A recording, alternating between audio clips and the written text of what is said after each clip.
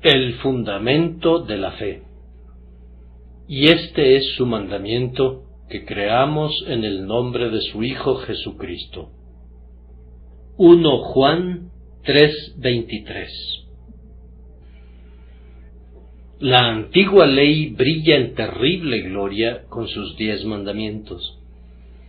Hay algunos que aman tanto esa ley que no pueden dejar pasar un domingo sin escuchar su lectura, que acompañan con la deplorable petición: Señor, ten misericordia de nosotros e inclina nuestros corazones a cumplir esta ley.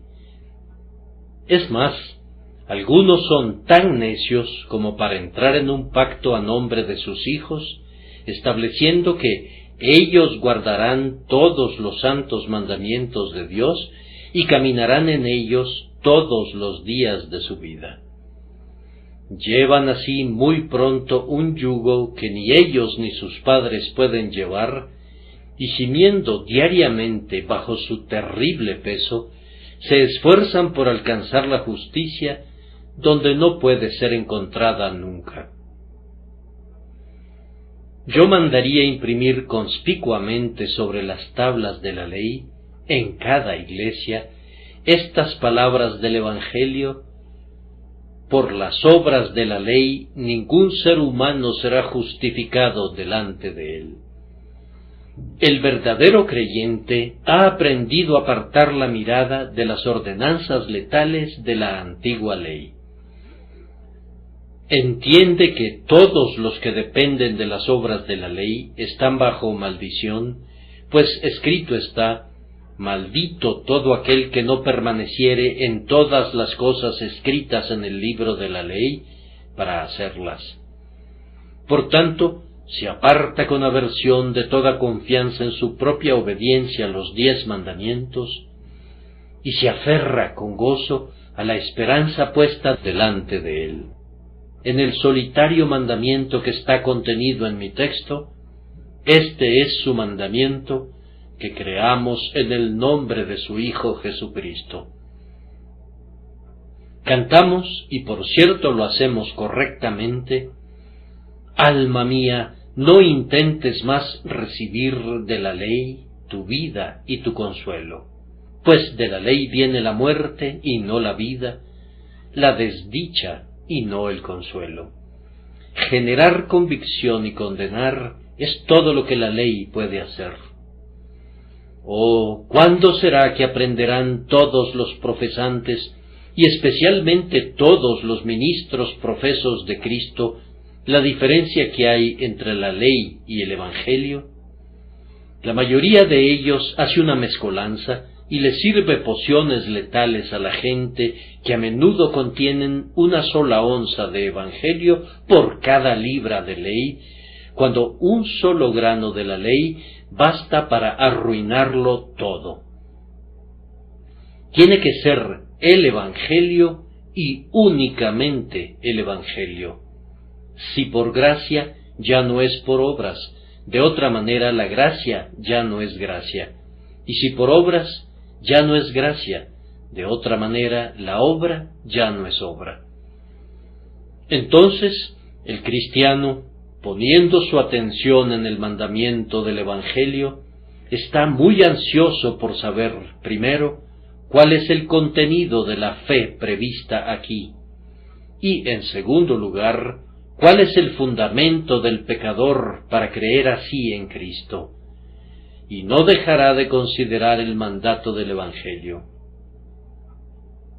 Primero, entonces, ¿cuál es el contenido de la fe, o qué es lo que una persona tiene que creer para alcanzar la vida eterna? ¿Acaso se trata del credo de Atanasio? Es cierto que si un hombre no cree total e íntegramente en esa confesión, ¿perecerá eternamente de manera irremisible? Dejaremos que lo decidan los expertos en asuntos de fanatismo.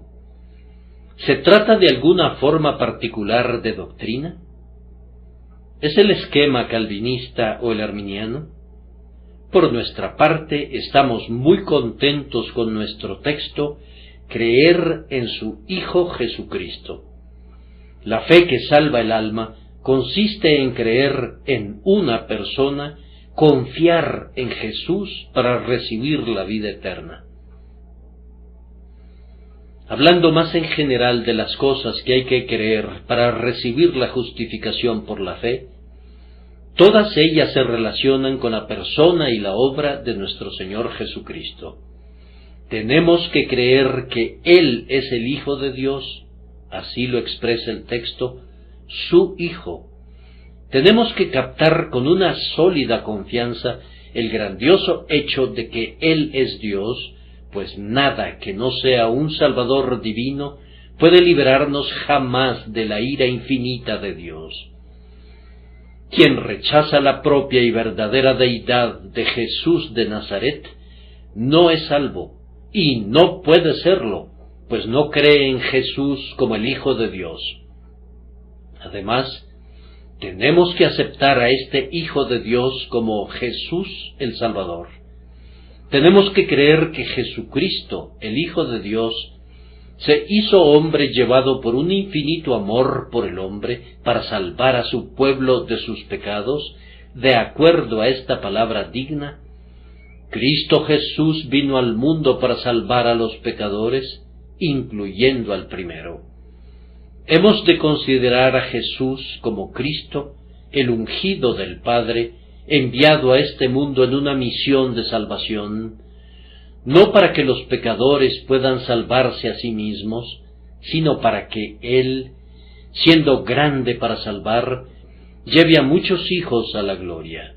Tenemos que creer que Jesucristo, habiendo venido al mundo para salvar a los pecadores, realizó realmente su misión, que la sangre preciosa que fue derramada en el Calvario es todopoderosa para expiar el pecado, y por tanto, todo pecado y blasfemia será perdonado a los hombres, puesto que la sangre de Jesucristo, el amado Hijo de Dios, nos limpia de todo pecado.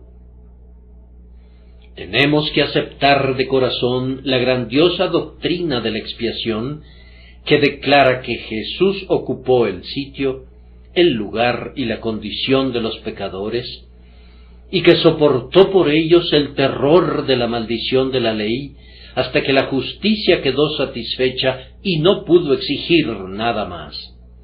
Además, debemos regocijarnos porque así como por su muerte Cristo Jesús quitó para siempre el pecado de su pueblo, así también por su vida da a quienes confían en Él una perfecta justicia en la que a pesar de sus pecados son aceptos en el amado. También se nos enseña que si confiamos de corazón nuestra alma a Cristo, nuestros pecados son perdonados por medio de su sangre y su justicia nos es imputada. Sin embargo, el simple conocimiento de estos hechos no nos salvará, a menos que confiemos nuestras almas en manos del Redentor de manera real y verdadera. La fe debe actuar así. Yo creo que Jesús vino para salvar a los pecadores y por tanto, aunque sea un pecador, yo me confío a Él. Yo sé que su justicia justifica a los impíos, por tanto, si bien soy un impío, yo confío en Él para que sea mi justicia. Yo sé que en el cielo su sangre preciosa persuade a Dios en favor de quienes vienen a Él. Y como yo vengo a Él, por la fe yo sé que soy beneficiario de su perpetua intercesión. Bien, me he detenido en el pensamiento de creer en Jesucristo, el Hijo de Dios. Hermanos, no quisiera oscurecer el consejo con palabras sin sabiduría. La sencilla palabra, confiar, explica de manera sumamente clara qué es creer.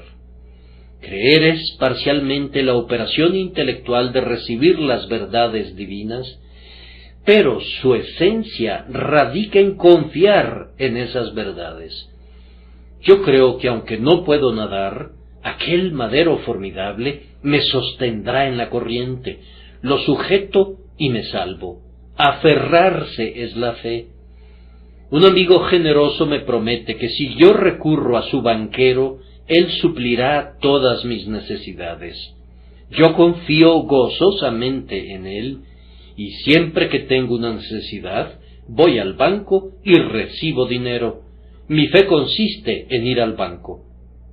Entonces, la fe es aceptar la grandiosa promesa de Dios contenida en la persona de su Hijo. Es tomar la palabra de Dios y confiar que Jesucristo es mi salvación, si bien yo soy totalmente indigno de su consideración. Pecador, si recibes a Cristo para que sea tu Salvador en este día, entonces tú eres justificado. Aunque seas el más grande blasfemo y perseguidor fuera del infierno, si te atreves a confiarle tu salvación a Cristo, tu fe te salva. Aunque tu vida entera hubiera llegado a ser lo más negra y sucia y diabólica en que hubieras podido convertirla, con todo, si honras a Dios creyendo que Cristo es capaz de perdonar a un desventurado como tú, y confías ahora en la sangre preciosa de Jesús, tú eres salvado de la ira divina. El fundamento para creer es el punto sobre el cual voy a invertir mi tiempo y mi fuerza en esta mañana. Según mi texto, el fundamento para la fe de un hombre es el mandamiento de Dios. Este es el mandamiento: que crean en su Hijo Jesucristo. La justicia propia encontrará siempre un alojamiento en algún lugar u otro.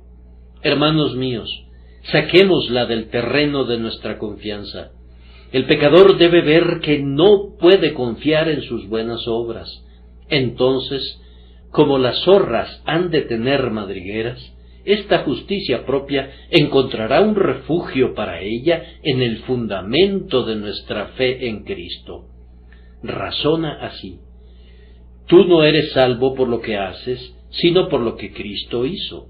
Pero entonces no tienes ningún derecho a confiar en Cristo, a menos que haya algo bueno en ti que te dé derecho a confiar en Él.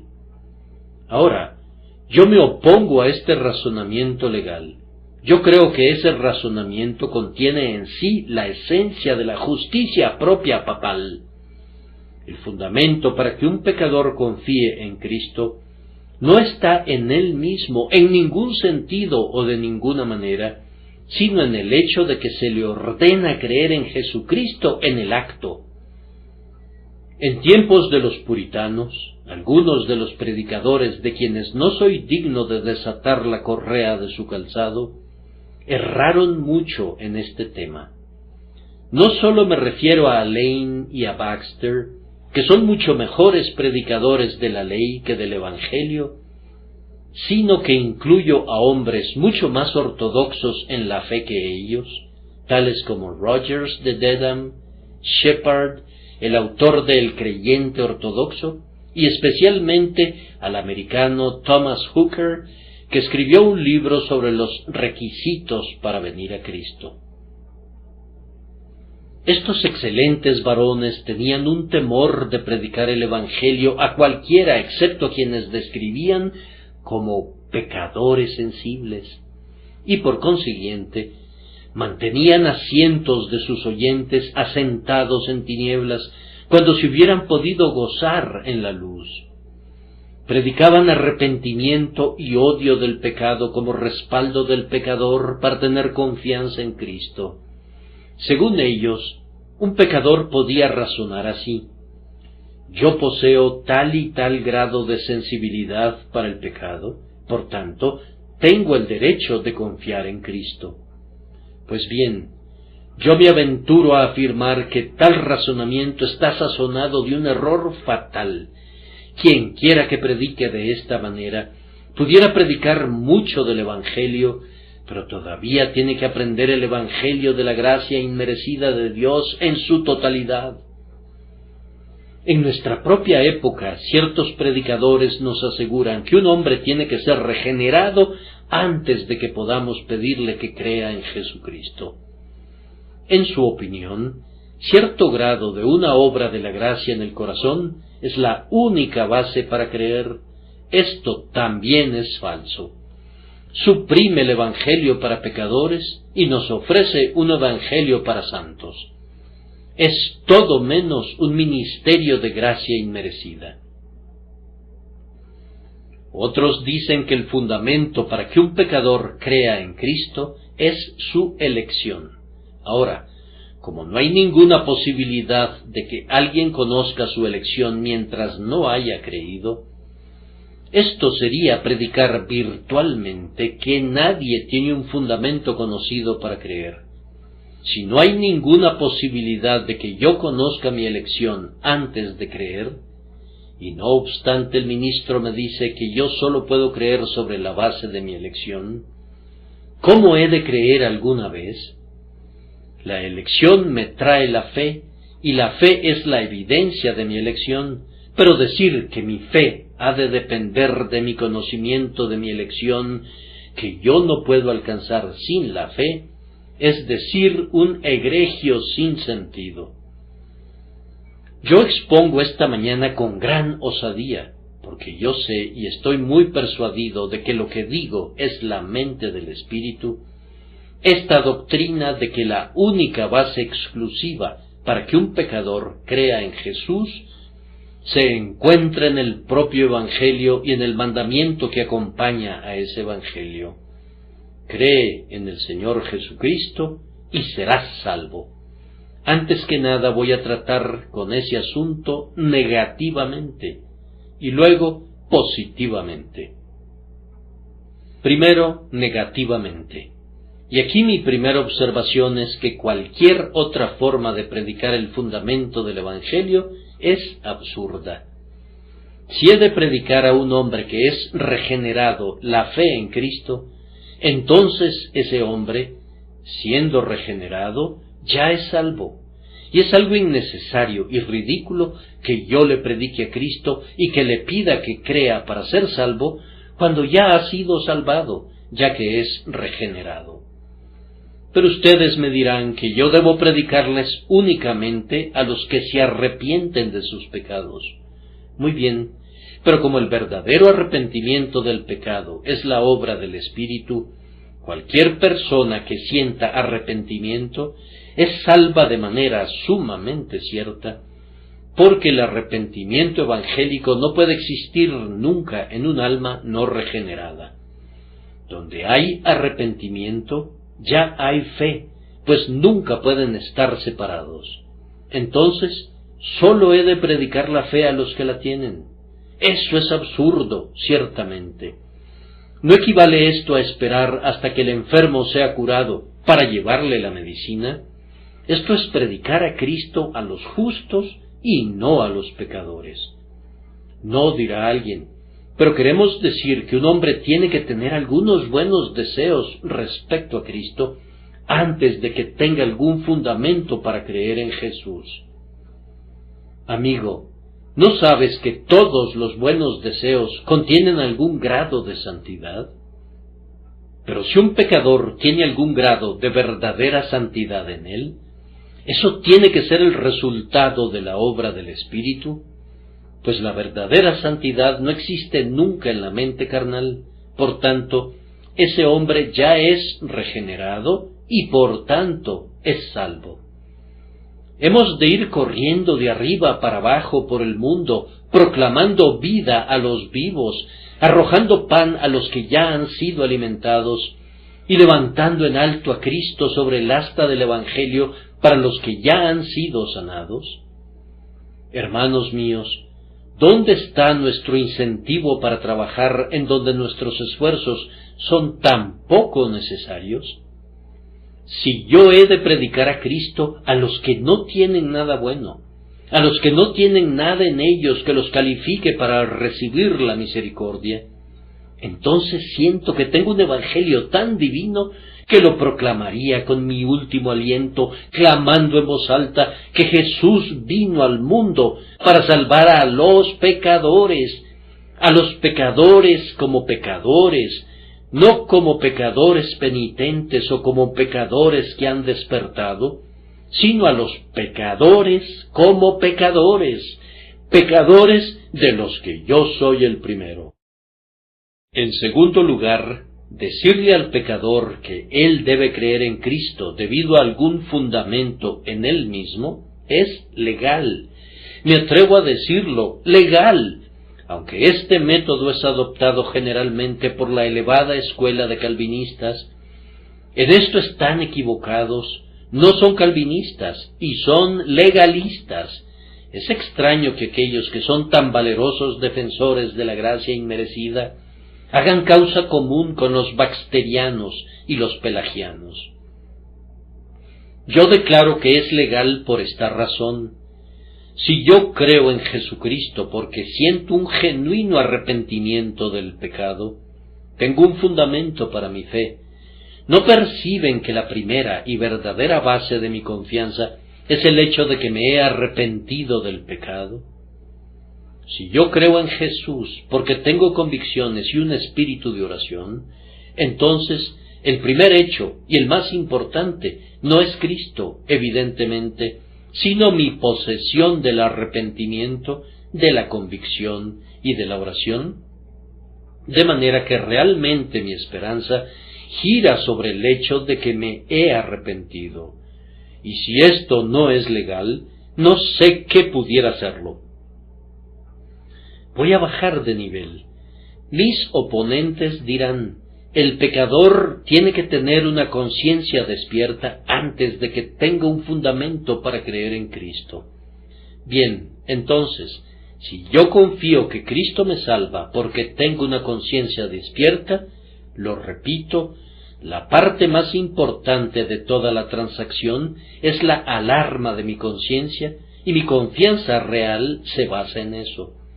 Si yo confío en Cristo porque siento esto y lo otro, entonces me estoy apoyando en mis sentimientos y no en Cristo únicamente, y esto ciertamente es legalismo. Es más, aun si unos anhelos de Cristo han de ser mi fundamento para creer, si yo he de creer en Jesús no porque Él me lo ordena, sino porque siento algunos anhelos de Él, tú percibirás que es obvio que la fuente más importante de mi consuelo son mis propios deseos, de manera que siempre estaremos mirando a nuestro interior.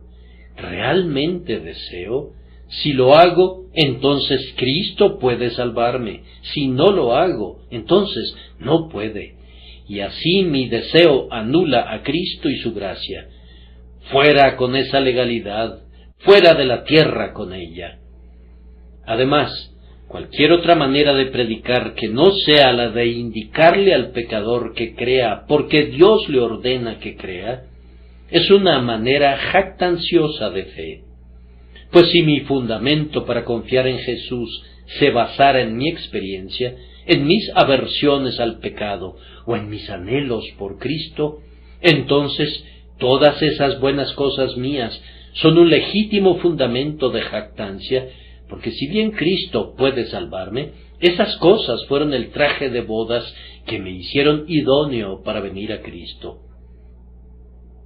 Si esas cosas fueran prerequisitos y condiciones, entonces el hombre que las posee puede decir verdadera y justamente, Cristo me salvó, pero yo cumplí primero con los prerequisitos y las condiciones, y por tanto, esas cosas han de compartir la alabanza. Vean, hermanos míos, aquellos que tienen una fe que se basa en su propia experiencia, ¿qué son como regla? Obsérvenlos y percibirán mucha amargura crítica en ellos que los induce a poner su propia experiencia como la norma de santidad, cosa que con certeza nos puede hacer sospechar si realmente fueron humillados de una manera evangélica como para ver que sus mejores sentimientos propios y los mejores arrepentimientos y las mejores experiencias en sí mismas son ni más ni menos que trapos de inmundicia a los ojos de Dios. Mis queridos hermanos, cuando le decimos a un pecador que por sucio e inmundo que sea, sin ninguna preparación o requisito, ha de tomar a Jesucristo para que sea su todo en todo, encontrando en él todo lo que pudiera necesitar jamás. Cuando nos atrevemos a indicarle al carcelero en el momento que acaba de despertar sobresaltado del sueño, cree en Jesús, no dejamos ningún espacio para la glorificación del yo. Todo tiene que ser por gracia. Cuando nos encontramos con el hombre cojo puesto a las puertas del templo, no le pedimos que fortalezca sus propias piernas o que sienta vida en ellas, sino que le ordenamos, en el nombre de Jesús, que se levante. Ciertamente, cuando Dios el Espíritu respalda la palabra, toda jactancia está excluida.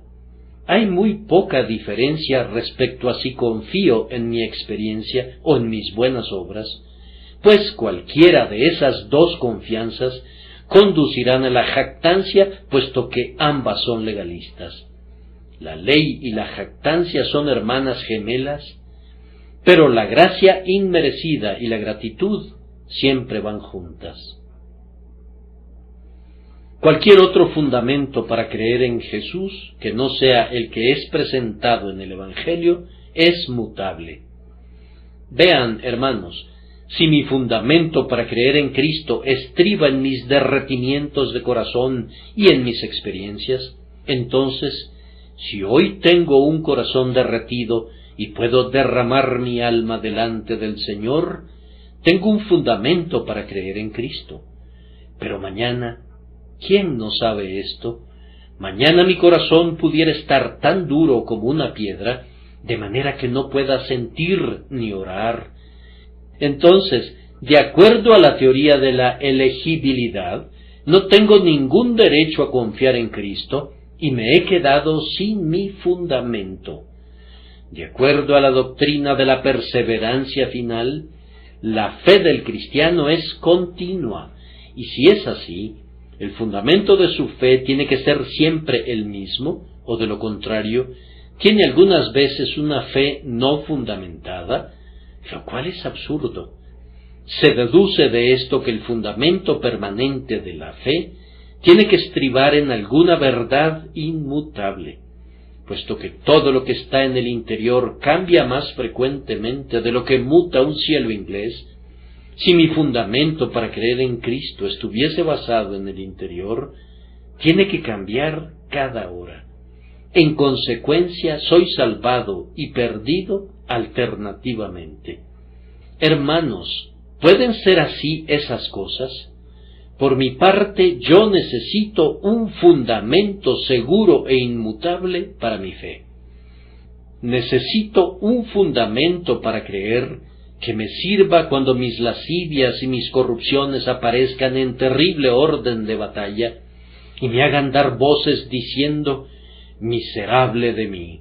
Necesito un fundamento para creer en Cristo que me consuele cuando no tengo una buena disposición mental ni sentimientos santos, cuando esté muerto como una piedra y mi espíritu yazca adherido al polvo.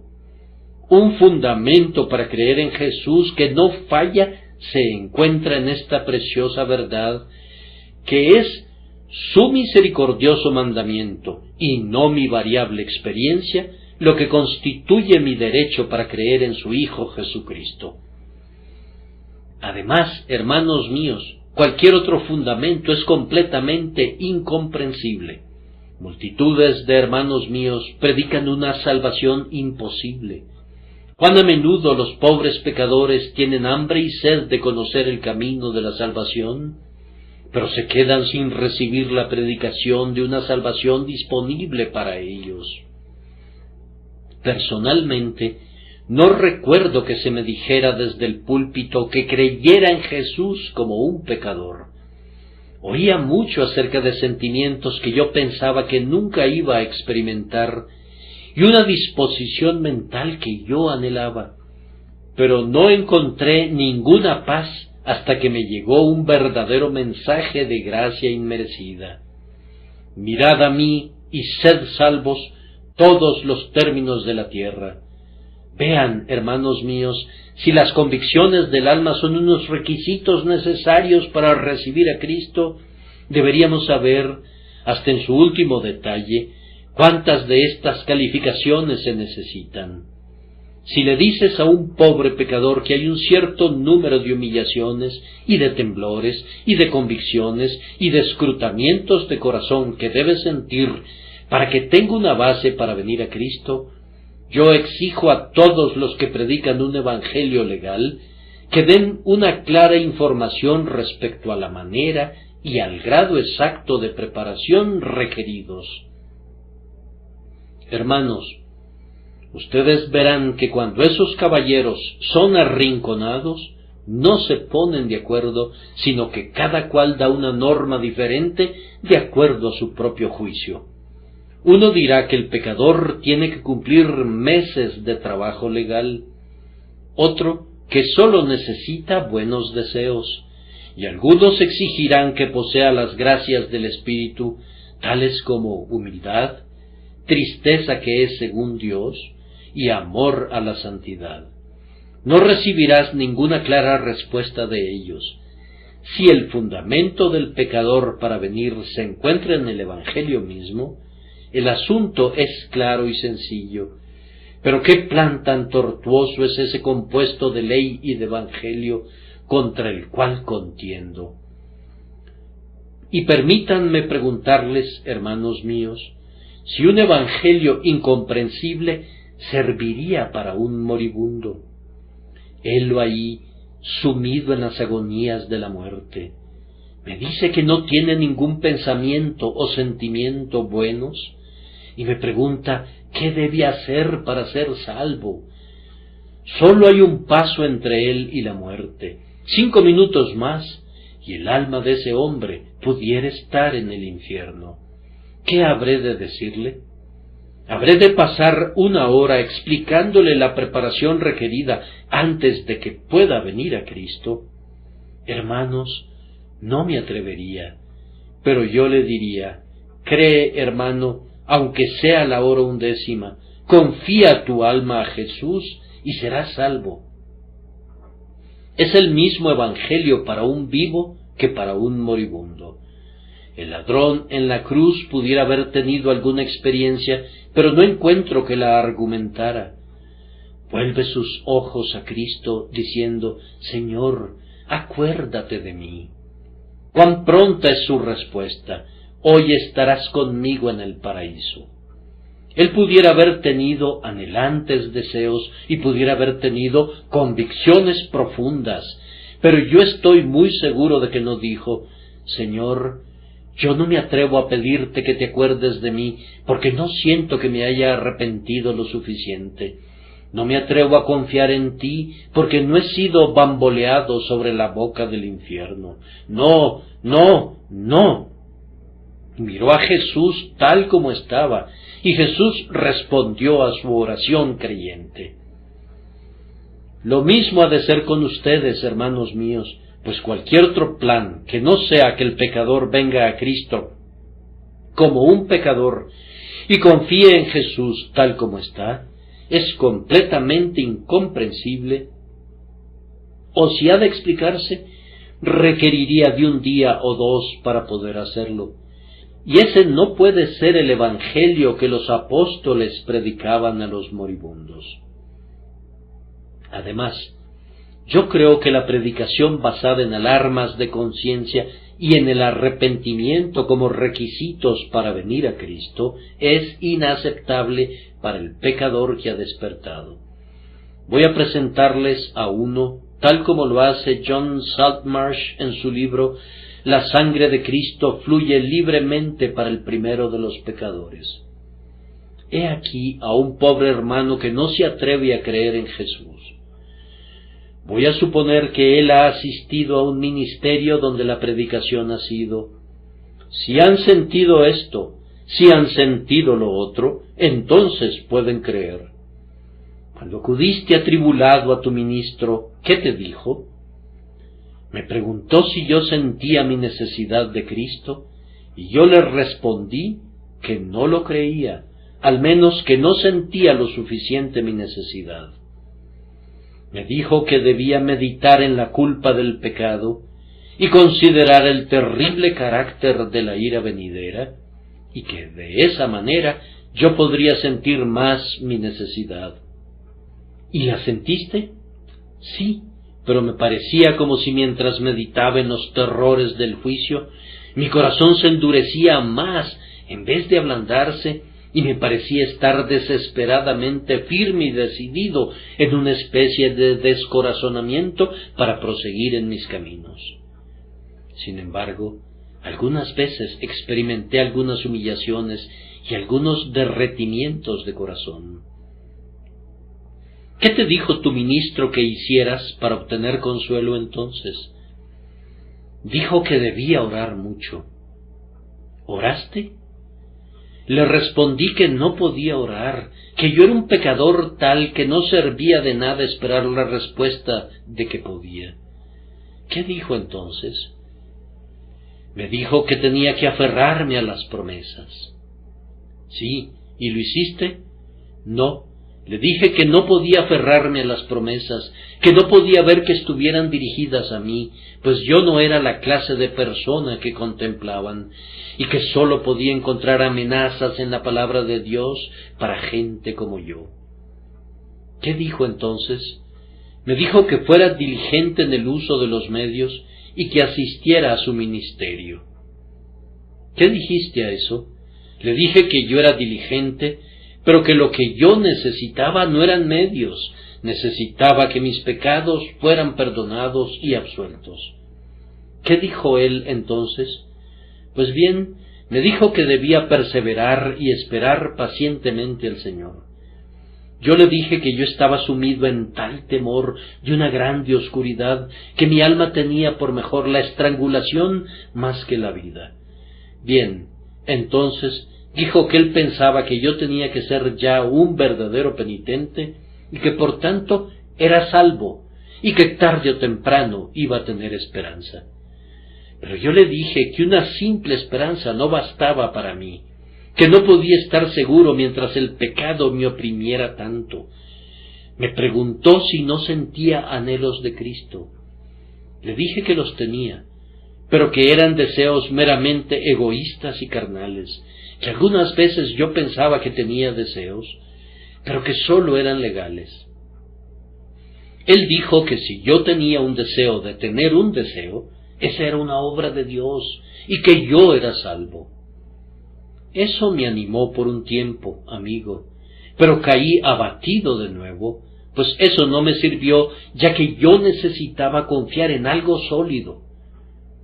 Y pecador, ¿cómo te va ahora? ¿Dónde estás ahora?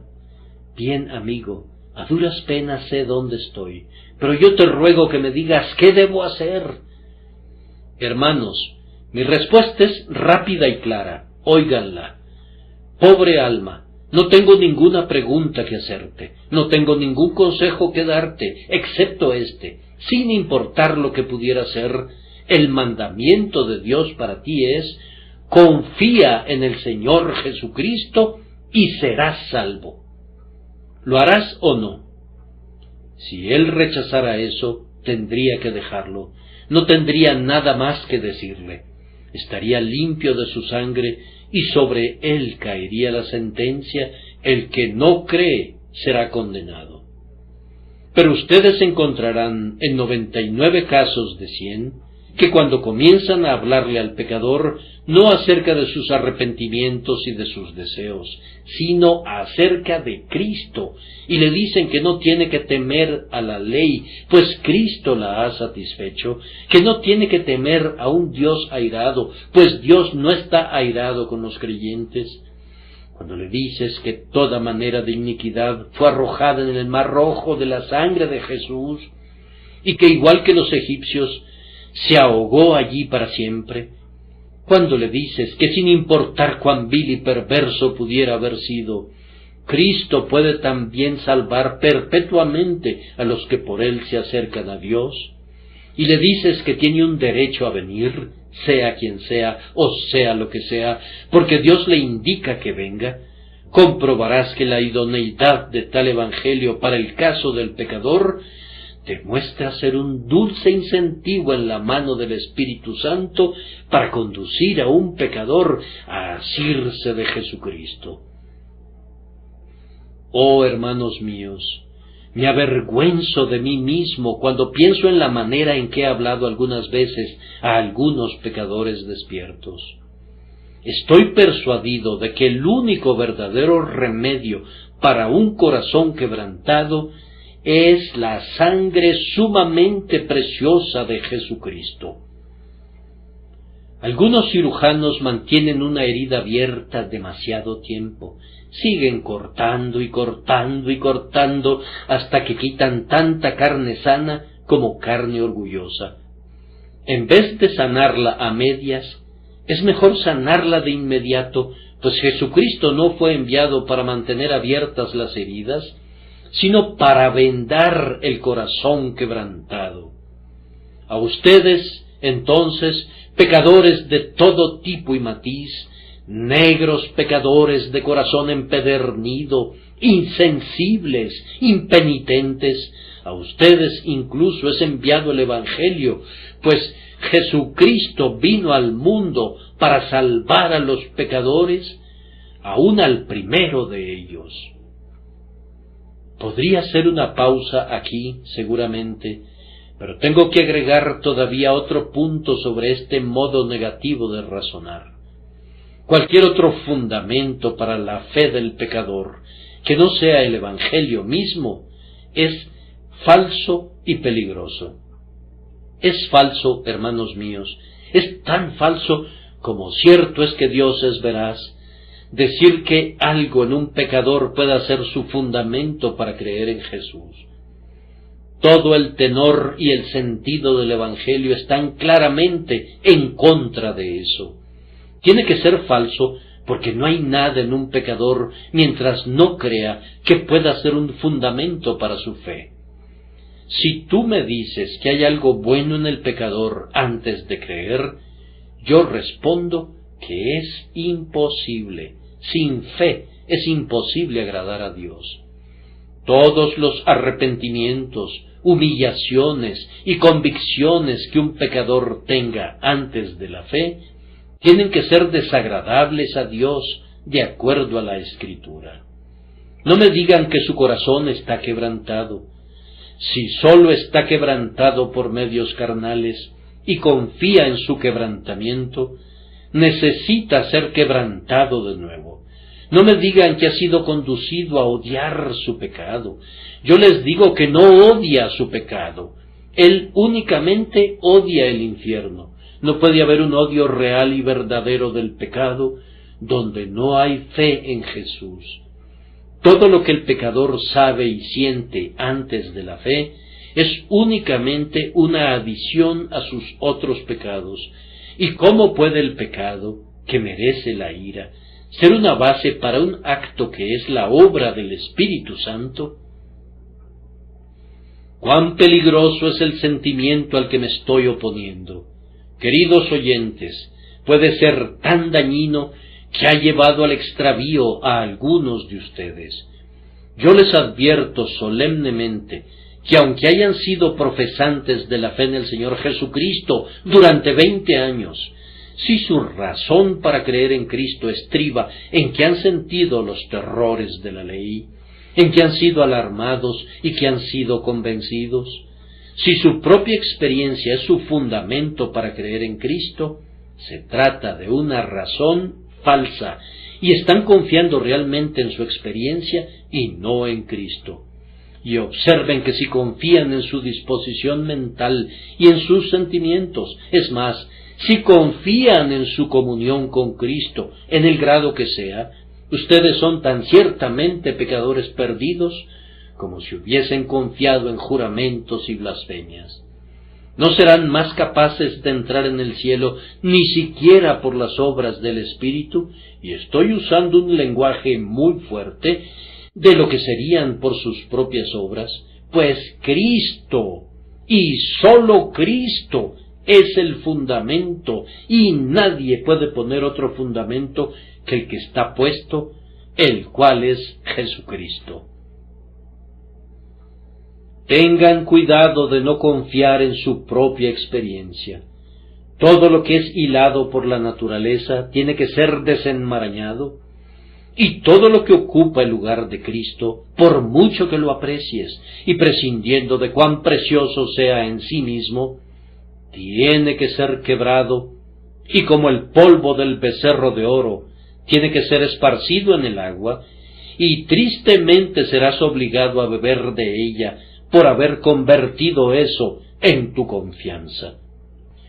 Yo creo que la tendencia de esa predicación que pone la base de la fe en cualquier otra cosa, menos en el mandamiento del Evangelio, es a vejar al verdadero penitente y a consolar al hipócrita.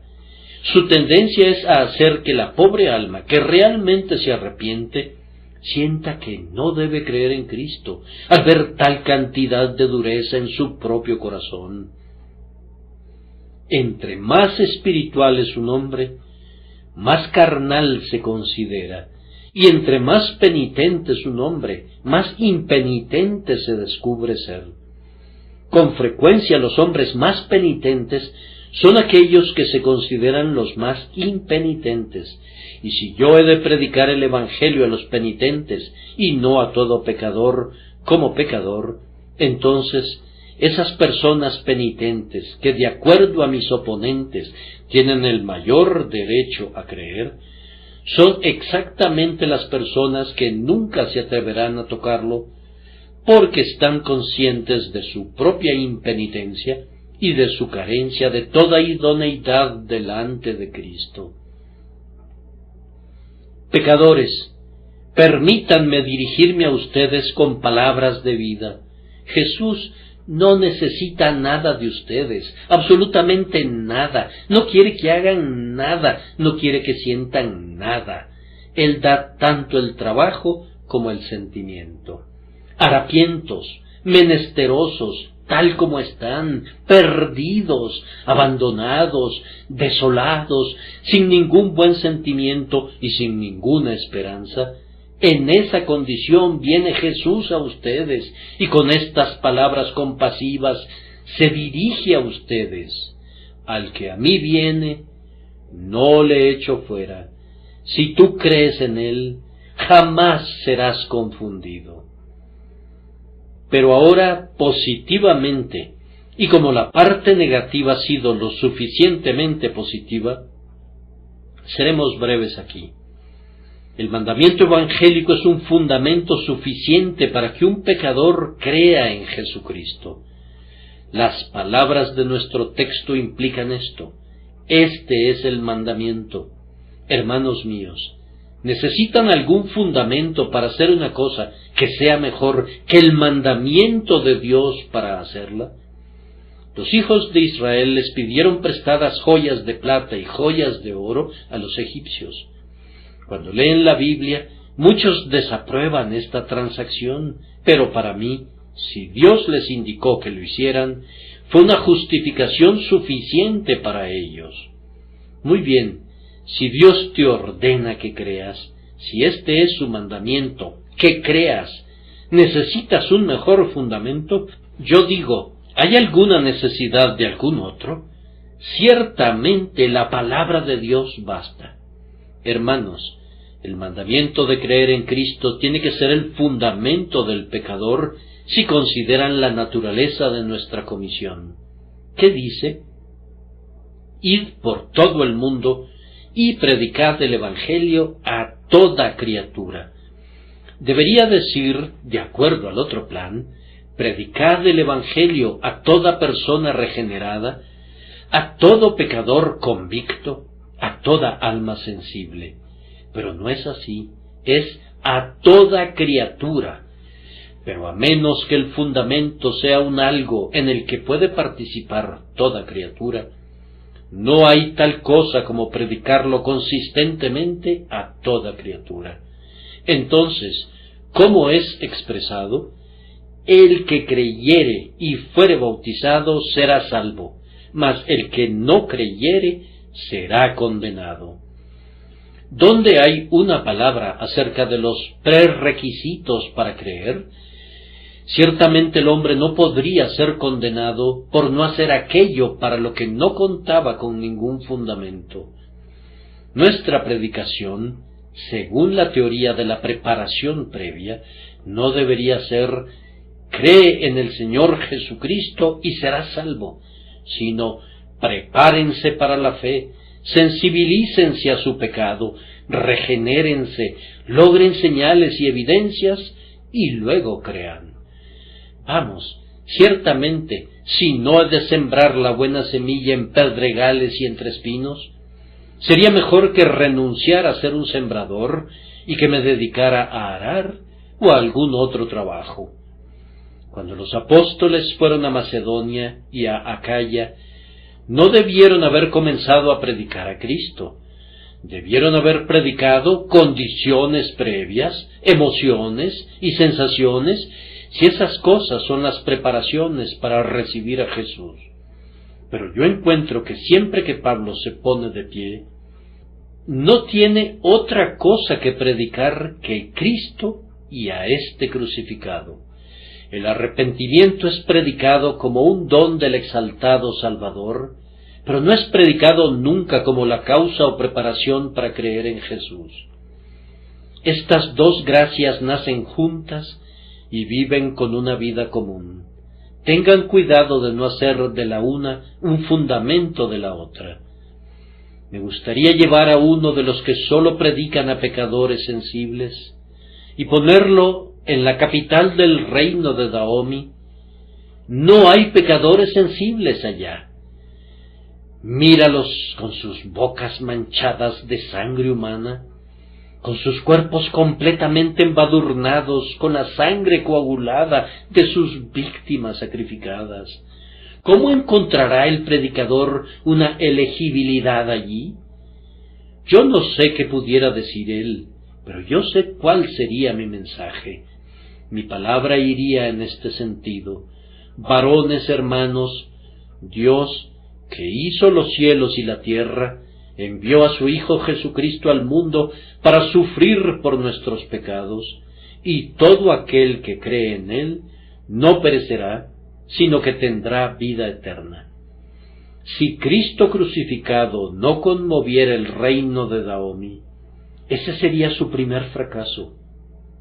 Cuando los misioneros moravos fueron por primera vez a Groenlandia, ustedes recuerdan que estuvieron enseñando durante meses y meses a los pobres groenlandeses acerca de la deidad, la doctrina de la Trinidad y la doctrina del pecado y la ley, pero no había conversiones. Pero un día sucedió accidentalmente que uno de los groenlandeses leyó este pasaje: «Mirad cuál amor nos ha dado el Padre para que seamos llamados hijos de Dios». Preguntó el significado y el misionero, a pesar de que no lo consideraba lo suficientemente avanzado para entender el Evangelio, se aventuró a explicárselo, y el hombre fue convertido, y cientos de sus paisanos recibieron la palabra. Como es lógico, les preguntaron a los misioneros: ¿por qué no nos dijeron esto antes? Sabíamos todo acerca de la existencia de Dios, y eso no nos sirvió de nada. ¿Por qué no vinieron y no nos dijeron antes que creyéramos en Jesucristo? Oh, hermanos míos, este es el arma de Dios, el método de Dios. Este es el gran ariete que estremecerá las puertas del infierno. Debemos asegurarnos de que se ponga en práctica diariamente. He procurado, del lado positivo, mostrar que un fundamento de gracia inmerecida es consistente con el texto, que es acorde con la costumbre apostólica y que es, ciertamente, absolutamente necesario en vista de la condición en la que se encuentran los pecadores. Pero, hermanos míos, predicar a Cristo a los pecadores, como pecadores, tiene que ser lo correcto, pues todos los actos anteriores de Dios son para los pecadores como pecadores. ¿A quiénes eligió Dios? A los pecadores. Él nos amó con un grande amor, aun cuando estábamos muertos en delitos y pecados. ¿Cómo los redimió? ¿Los redimió como santos? No, pues cuando todavía éramos enemigos, Él nos reconcilió con Dios por la muerte de su Hijo. Cristo no derramó nunca su sangre por el bien que hay en nosotros, sino por el pecado que está en nosotros. Él puso su vida por nuestros pecados, dice el apóstol. Entonces, si en la elección y en la redención encontramos a Dios tratando con los pecadores como pecadores, es una deformación y una nulificación de todo el plan, si el Evangelio ha de ser predicado a los hombres como cualquier otra cosa que no sea como pecadores. Además, es inconsistente con el carácter de Dios suponer que Él sale y proclama: «Oh, mis criaturas caídas, si ustedes mismos hacen méritos para alcanzar mi misericordia, yo los salvaré. Si ustedes sienten santas emociones, si ustedes están conscientes de sagrados anhelos por mí, entonces la sangre de Jesucristo los limpiará». Habría poco que es divino en eso. Pero cuando Él sale con perdones plenos y gratuitos y dice: «Sí, cuando estabas en tus sangres te dije, vive», cuando Él viene a ti, que eres su enemigo y su súbdito rebelde, y aún así clama: «Yo deshice como una nube tus rebeliones y como niebla tus pecados». Vamos, eso es divino. Ustedes saben lo que dijo David: «Pequé contra Jehová». ¿Qué le dijo Natán? «También Jehová ha remitido tu pecado. No morirás». Y ese es el mensaje del Evangelio para un pecador como pecador. El Señor ha quitado tu pecado. Cristo sufrió. Él ha traído la perfecta justicia. Recíbelo, confía en Él y vivirás.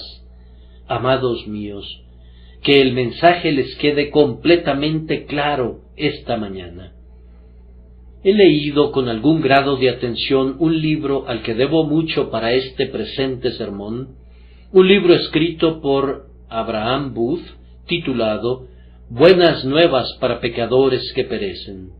Nunca he oído a nadie arrojar una sospecha contra la pureza de doctrina de Abraham Booth. Por el contrario, él ha sido considerado generalmente como uno de los teólogos más ortodoxos de la última generación. Si quieren mi opinión completa, lean su libro.